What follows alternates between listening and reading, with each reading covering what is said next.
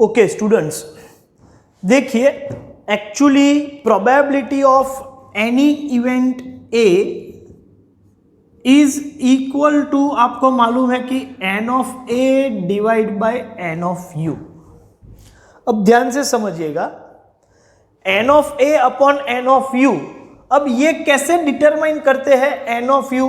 तो उसके दो तरीके मैंने आपको डायरेक्टली बता दिया कि कॉइन हो तो इस तरीके से, डाइस हो तो इस तरीके से, लेकिन एक्चुअली जो है तो यू पूरा, यू मतलब सैंपल स्पेस पूरा आप लिखो और उसके सभी आउटकम्स को कैलकुलेट करो और एन ऑफ यू आपको मिलेगा। ऐसे ही एन ऑफ ए कैसे मिलेगा? तो आप बोलोगे इवेंट ए पूरी हम लिखेंगे और उसके बाद एन ऑफ ए पता करेंगे। वैसे इवेंट में कौन से आउटकम है उसकी तो हमने प्रैक्टिस की है, लेकिन यू के सभी आउटकम लिखने की जरूरत, एज सच हमें कौन से आउटकम है उससे कोई लेना देना था नहीं।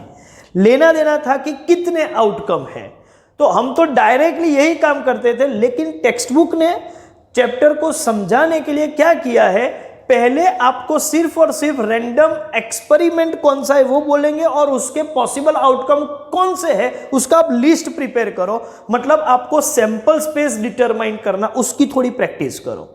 उसके बाद अलग अलग इवेंट जब बोलेंगे तो ये इवेंट जो है उसमें कौन से आउटकम है, इवेंट लिखने की प्रैक्टिस करो।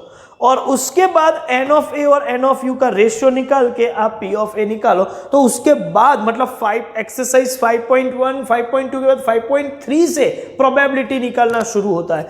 हमने वो सब एक्सरसाइज किया नहीं, सीधा ही हमने प्रोबेबिलिटी का काम शुरू कर दिया और वो पॉसिबल था, हमने निकाल दिया। अब क्या हुआ, वैसे भी ये काम हमने थॉट प्रोसेस में तो किया हुआ है, लेकिन फिर भी ये कुछ काम है तो स्टडी मटेरियल में मैंने इसका अलग सेगमेंट भी दिया हुआ है। और समझ के चलो कि टेक्स्ट बुक ने भी सिर्फ और सिर्फ सैंपल स्पेस राइट करो ऐसा क्वेश्चन, सिर्फ और सिर्फ इवेंट लिखो ऐसे क्वेश्चन की भी प्रैक्टिस थोड़ी बहुत करवाई है। हमने वो क्वेश्चन किए नहीं, डायरेक्टली प्रोबेबिलिटी का कर दिया, क्योंकि उसमें ये सब तो आ ही जाता है। तो वो पहले करते तो थोड़ा टाइम ज्यादा जाता, लेकिन अब ये आपके लिए मैं बोल सकता हूँ लाइक अ केक वॉक, ठीक है। फिर भी इसका कुछ सैंपल क्वेश्चन एक दो मैं करूंगा और बाकी के मैं होमवर्क दूंगा, तो ऐसे क्वेश्चन थोड़े बहुत हम यहां पर देख लेते हैं।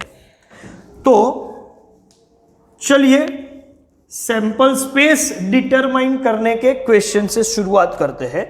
क्वेश्चन नंबर 1 जो है वो सॉल्व करके रखा हुआ है, तो मैं उसमें नहीं जाऊंगा, वो आप खुद देख लोगे। हम स्टार्ट करते हैं क्वेश्चन नंबर 2 से। क्या है question? 2 balance coins are tossed. तो आपका रैंडम एक्सपेरिमेंट है 2 कॉइन टॉस करना। Write the sample space of this random experiment. Okay, क्या है भाई रैंडम एक्सपेरिमेंट? कौन सा है? आप बोलोगे कि टॉसिंग ऑफ 2 कॉइन्स। तो जब 2 कॉइन टॉस करते हैं तो सैंपल स्पेस में कितने आउटकम है? Right the sample space. Requirement is sample space. Okay, इसका मतलब यू। अब 2 कॉइन टॉस करेंगे तो होगा कि दोनों हेड होंगे या दोनों टेल, या first head second tail, first tail second head, यही आउटकम है। वैसे भी हमको तो मालूम ही था 2:2 4 आउटकम होने वाले, तो लिख दिए। लेकिन कौन से है ये पूछे तो हम इस तरीके से सैंपल स्पेस डिटरमाइन कर सकते हैं। ये था सेकंड क्वेश्चन और इसका आंसर भी आ गया। चलिए एक और क्वेश्चन देखते हैं, question number 3। 2 balance dice are thrown, each die has number 1 to 6 on 6 sides. वो तो वही होगा, लेकिन एक नहीं 2 dice. Write the sample space of this experiment. कौन सा एक्सपेरिमेंट है? रैंडम एक्सपेरिमेंट इज थ्रोइंग और रोलिंग ऑफ 2 डाइज। और आपको मालूम है 2 डाई की बात करें तो टोटल पॉसिबल आउटकम 6:2 36 होने वाले हैं, लेकिन कौन से वो नहीं पता, वो मैं लिखूंगा अभी। रिक्वायरमेंट है सैंपल स्पेस। तो सैंपल स्पेस में देखो कौन से, तो हो सकता है कि 1 के साथ 1 भी हो, 1 के साथ 2 भी हो, 1 के साथ 3, 1 4, 1 5 सभी पॉसिबल आउटकम लिखने हैं तो 1 की पेयर 1 के साथ या 2 के साथ या 3 के साथ या 4 या 5 या 6 के साथ, या तो फिर 2 1, 2 2, 2 3 ऐसा कहां तक जाएगा तो आप बोलोगे up to 2 6। Same way 3 1, 3 2, 3 3 up to 3 6। Same way 4 1, 4 2, 4 3 up to 4 6, 5 1, 5 2, 5 3, 5 4, 5 6, and lastly 6 1, 6 2, 6 3, 6 4 up to 6 6। तो ये आपका पूरा सैंपल स्पेस है। सर ऐसे डैश डैश करके लिख सकते हैं? हाँ लिख सकते हैं, लेकिन प्रॉपरली समझ में आए उस हिसाब से आपको काम करना है। तो बस ऐसे सैंपल स्पेस डिटरमाइन करने के कुछ क्वेश्चंस है। मैं बोलूं कि आपको क्वेश्चन नंबर 11 तक खत्म करना है, ये आपका होमवर्क रहेगा, ठीक है। और ये 36 आउटकम देखो हो भी चुके हैं, तो अप टू 11 आप खत्म करो, इसका स्क्रीनशॉट ले लो, फिर आगे बढ़ते हैं। कुछ क्वेश्चन सैंपल स्पेस डिजाइन करने के, ऐसे ही कुछ इवेंट डिजाइन करने के भी कुछ क्वेश्चन देखते हैं। जैसे कि क्वेश्चन नंबर 13 आप प्रॉपरली पढ़ो। क्या है? There are 3 yellow and 2 pink flowers in a basket. One flower is randomly selected from this basket. Denote the selection of yellow flower as event A and selection of pink flower as event B. Okay, किसको A और किसको B बनाना है वो बोल दिया है। Find the sets representing following event and answer the given question. U क्या होगा, मतलब सैंपल स्पेस तो लिखना ही है। उसके बाद A क्या होगा, B क्या होगा, A dash B dash, A intersection B, A union B, A intersection B dash, A dash intersection B। Number 10, state the elementary event of sample space for this random experiment. Number 11, can it be said that events A and B are mutually exclusive? Events, give reasons for that. Can it be said that events A and B are exhaustive events? Give reason. चलिए, तो कई सारे questions है, हो सकता है कि पूरा यहां पर मैं प्रेजेंट करूं, लेकिन एक बार उसको रब करके आगे के क्वेश्चन सॉल्व करने होंगे, तो 1 by 1 क्वेश्चन पहले देखते हैं। पोजीशन क्या है? गिवन पोजीशन है कि देयर आर 3 येलो, तो मैं ऐसा बोल दूं कि y1, y2, y3 ये 3 येलो फ्लावर्स है और 2 पिंक फ्लावर जिसको मैं बोलूंगा p1, p2, और ये बास्केट है या एक बैग है जो भी है, और ये बास्केट में से आप एक फ्लावर को रेंडमली सिलेक्ट करते हो, तो 1 फ्लावर इज सिलेक्टेड। तो टोटल पॉसिबल आउटकम क्या होगा, मतलब रिक्वायरमेंट में फर्स्ट रिक्वायरमेंट है सैंपल स्पेस क्या होगा, तो इन्हीं में से कोई एक होगा, मतलब या तो y1 होगा या तो y2 या तो y3 या तो p1 या तो p2, तो ये आपका सैंपल स्पेस हो गया। चलिए एक काम तो हो गया। नंबर 2, इवेंट ए किसको बनाएंगे? ए का मतलब है pink flower, sorry yellow flower, तो येलो वाले ऑप्शन ले लेंगे, तो y1, y2, y3 ये ए हो गया। थर्ड रिक्वायरमेंट इवेंट बी, तो वो पिंक फ्लावर का सिलेक्शन को बी बोले, तो 2 ऑप्शन है उसमें, 2 आउटकम आएंगे p1 एंड p2, तो ये 1 2 3 में तो कोई प्रॉब्लम नहीं होना चाहिए। चलिए फोर्थ क्वेश्चन है ए डैश। ए डैश मतलब ए में ना हो ऐसा, मतलब पूरे यू में से ए को माइनस करो, तो अल्टीमेटली y1, y2, y3 को छोड़ के जो बनता है वो कौन सा है? आप बोलोगे सर वो बनेगा p1, p2, और अल्टीमेटली वही b है, तो मैं b भी इसको बोल सकता हूं, ठीक है। नंबर 5, दूसरा है b डैश, तो b डैश मतलब u में से b को माइनस करो, b क्या है? p1, p2 को छोड़ के u में जितने बचे वो है y1, y2, y3, अल्टीमेटली वो a ही है, तो a dash is b and b dash is a, ऐसा भी हो गया। चलिए वो बराबर ही है। सिक्स्थ है a इंटरसेक्शन b। अब ए और बी में कोई कॉमन मेंबर ही नहीं है, म्यूचुअली एक्सक्लूसिव है। ए में होगा तो बी में नहीं होगा, बी में होगा तो ए में नहीं होगा, तो कॉमन कोई है ही नहीं। अच्छा, लिखना हो तो इस तरीके से लिख सकते हैं कि y1 y2 y3 intersection p1 p2, कोई कॉमन नहीं मिला, तो इसके लिए हम इसको बोल देंगे कि that is equal to null set.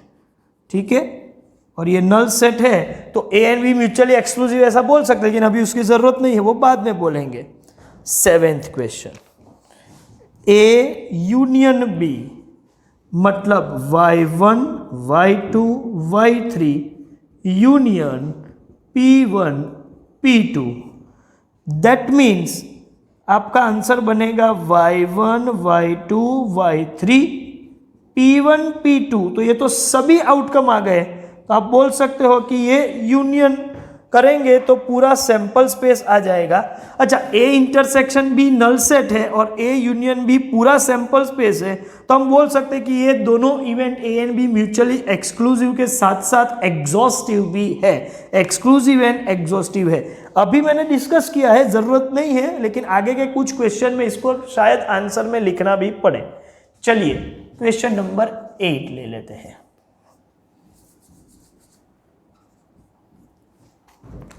वो है A intersection B dash, A intersection B dash, तो ए में कौन आएगा, y1 y2 y3 intersection B dash, B dash का मतलब भी y1 y2 y3 है भाई, देख लो y1 y2 y3, तो ये दोनों का कॉमन तो क्या, हर मेंबर कॉमन है, ए में हो और बी में ना हो ऐसा सभी ए में है। दैट मीन्स आप इसको बोल सकते हो that is equal to y1 y2 y3 and of course which is equal to A only. ऐसा ही दूसरा क्वेश्चन भी है, A dash intersection B, A dash intersection B, A dash मतलब p1 p2, intersection B, B का मतलब भी p1 p2 ही है, तो ये दोनों में कॉमन, तो दोनों कॉमन ही हो चुके हैं। दैट मीन्स ये हुआ p1 p2 और वो तो b ही है, तो अल्टीमेटली यही हुआ a इंटरसेक्शन b डैश और a डैश इंटरसेक्शन b, तो a intersection b dash a only, a dash intersection b b only, तो कोई फर्क नहीं पड़ेगा। नंबर 10, अब यहां से थोड़ा ध्यान से समझने की जरूरत है। ओके, सबसे पहले तो ये सभी को मैं एक लेवल पे सपोज प्रेजेंट करूं वेन डायग्राम में, समझाने के लिए मैं प्रेजेंट करता हूं, जिसकी जरूरत नहीं है, लेकिन सपोज तो इस तरीके का प्रेजेंटेशन है, y1 y2 y3 और p1 p2, पूरा सैंपल स्पेस आ गया, तो y1 y2 y3 p1 p2, suppose हर एलिमेंट को मैं एक एक इवेंट बना दूं तो एलिमेंट्री मतलब एक एक एलिमेंट की कितनी इवेंट बन सकती है, आप बोलोगे 1 2 3 4 5, तो 10th क्वेश्चन वही है, state the elementary events of sample space for this random. Elementary event मतलब या तो एक ही एलिमेंट या तो y1 होगा, या तो y2, या तो y3, या तो फिर p1, या तो फिर p2, तो ये सब एलिमेंट्री इवेंट मतलब ऐसी इवेंट जिसमें एक ही आउटकम हो, एलिमेंट एक ही हो, ऐसा, तो वो भी हो गया। 11th question, can it be said that A and B are mutually exclusive events, give reason. Yes, A and B are mutually, क्योंकि A intersection B null set है, ए और बी में कोई कॉमन मेंबर नहीं है, तो लिख दो कि as A intersection B equals to null set, A and B are mutually exclusive. Okay, और उसके बाद 12th क्वेश्चन क्या है, 12th क्वेश्चन है can it be said that A and B are exhaustive event. हाँ, क्योंकि ए और बी दोनों इवेंट को मैं मर्ज कर दूं, ठीक है, तो पूरा सैंपल स्पेस कवर हो जाता है, यूनियन करे तो उसके रीजन के साथ बोले तो as A union B is entire sample space, A and B are exhaustive events. तो चलिए ये पूरा काम कर लिया हमने क्वेश्चन नंबर 13 का। एक काम कीजिए, इसका स्क्रीनशॉट ले लीजिए, फिर एक और क्वेश्चन मैं सॉल्व करने जा रहा हूं।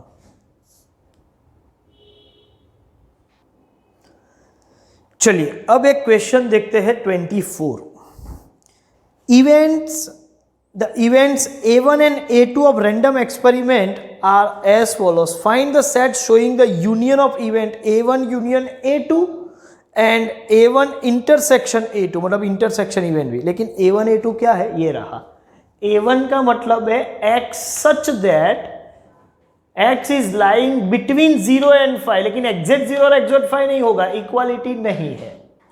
और A2 का मतलब है x सच दैट जो -1 से लेके 3 तक जाएगा, लेकिन x जो है वो इंटीजर है। और यहां एक आपको ध्यान में लेना है कि 0 to 5 में आपको बोला नहीं है कि इंटीजर है, इसका ये मतलब हुआ कि A1 जो है इसमें 0 से आगे 5 तक हर एक नंबर आ सकता है। ऐसा नहीं कि भाई सिर्फ और सिर्फ इंटीजर आएंगे, 0 से लेके 5 तक का कोई भी नंबर आ सकता है। हाँ, एग्जैक्ट 0 और एग्जैक्ट 5 नहीं आएगा। लेकिन A2 जो है, A2 उसमें -1 से ज्यादा मतलब 0 ले सकते हैं, क्योंकि वो सिर्फ इंटीजर लेना है। तो A2 में 0 आएगा, 1 आएगा और 2 आएगा, लेकिन 3 नहीं आएगा। तो A2 का तो मैं मतलब एग्जैक्टली लिख सकता हूं, क्योंकि वो इंटीजर है, उसकी वजह से। क्या भाई, तो 0 1 2 ये A2 है। और A1 क्या है, तो A1 को मैं यहां ड्राइंग में प्रेजेंट कर दूं, आपको समझ में आए इसकी वजह से। As a working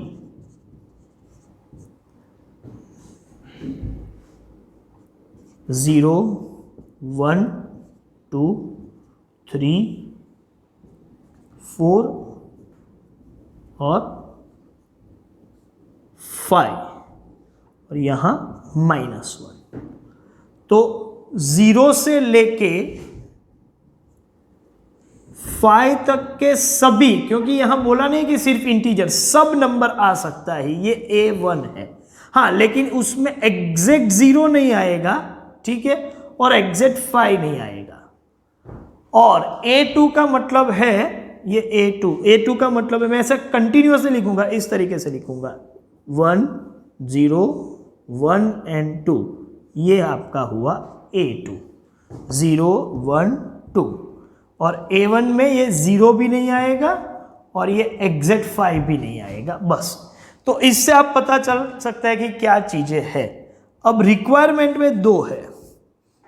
first requirement है आपका A1 union A2। A1 union A2 मतलब A1 जो है वो तो 0 से लेके 5 तक, लेकिन उसमें 0 कवर हो जाएगा। हाँ, क्योंकि यूनियन में A2 में तो 0 कवर होता है। तो हम ऐसा बोल सकते हैं कि x सच दैट x की वैल्यू 0 से ज्यादा, क्योंकि यूनियन है तो 0 से ज्यादा, यहां से लेके मैं A1 यूनियन A2 के लिए 0 से लेके 5 तक, लेकिन 5 इंक्लूड नहीं होगा, और बीच में 1 2 तो वैसे भी उसमें आ रहे हैं A1 में। तो हम ऐसा बोल सकते हैं कि 0 से ज्यादा x की वैल्यू, लेकिन किससे कम, 5 से कम, बस इतना करेंगे तो A1 से लेके A2 के सभी ऑप्शंस आ गए। 1 2 तो वैसे भी यहां कवर हो ही रहे हैं, मुझे तो सिर्फ एडिशनली 0 इंक्लूड करना पड़ेगा, क्योंकि यूनियन A2 और A2 में 0 है। लेकिन जब मुझे A1 इंटरसेक्शन A2 करना है तो कॉमन चाहिए। तो 0 A1 में भी नहीं है, A2 में है, लेकिन कॉमन नहीं है। हाँ, लेकिन 1 and 2 ऐसे है जो A1 में भी है और A2 में भी है। तो इंटरसेक्शन जब मैं लिखूंगा तो 1 and 2 आएगा, 0 नहीं आएगा। तो ये यूनियन और ये इंटरसेक्शन। चलिए इसका स्क्रीनशॉट ले लो, फिर एक और इस तरीके का क्वेश्चन मैं करूंगा, बाद में आपको समझ में आ जाएगा। फिर से और क्वेश्चन देखते हैं। नेक्स्ट क्वेश्चन 25 देखते हैं। The events A1 and A2 of the random experiment are as follows. Find the set showing the union of event and intersection. तो यहां पर यूनियन मतलब A1 यूनियन A2, वो प्रिंटिंग एरर मैनेज कर लेना, and intersection of event A1 intersection A2. लेकिन A1 A2 क्या है मैं लिख दूं. A1 का मतलब है x सच दैट x की वैल्यू कैसी है, 2 से ज्यादा लेकिन इक्वालिटी भी है, लेकिन 6 से कम, लेकिन x बिलोंग टू n. ये काफी इंटरेस्टिंग पार्ट यही है, x belong to n. n means natural number. तो इसका मैं इस तरीके से सपोज मैं प्रेजेंट करूं इसको, ठीक है, कि 2 के बाद 3 4 5, लेकिन 6 नहीं ले सकते क्योंकि इक्वालिटी नहीं और नेचुरल नंबर है, तो पूरे पॉजिटिव इंटीजर्स में ले सकता हूं. 2 3 4 5 ये हो गया A1. चलिए A2 क्या है. A2 में लिखा हुआ है कि 3 less than x such that 3 less than x less than 9 but x belong to n. तो ये पॉजिटिव इंटीजर तो है ही, so it implies A2 is 3 नहीं ले सकते, लेकिन 3 के आगे भी नेचुरल नंबर्स कौन सा होगा, तो आप बोलोगे सर 4 होगा, 5 होगा, 6 होगा, 7 होगा, 8 होगा, और 9 नहीं ले सकते क्योंकि इक्वालिटी नहीं है, तो मैं 8 तक ही जाऊंगा.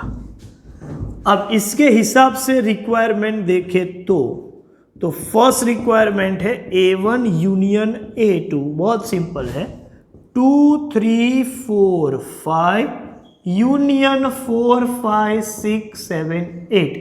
अब यूनियन है तो सभी A1 में हो वो भी ले सकते हैं, A2, लेकिन रिपीट नहीं करेंगे, एक ही बार लेंगे. मतलब 2 3 4 5 4 5 तो आ गए हैं, तो 6 7 8 ये हो गया.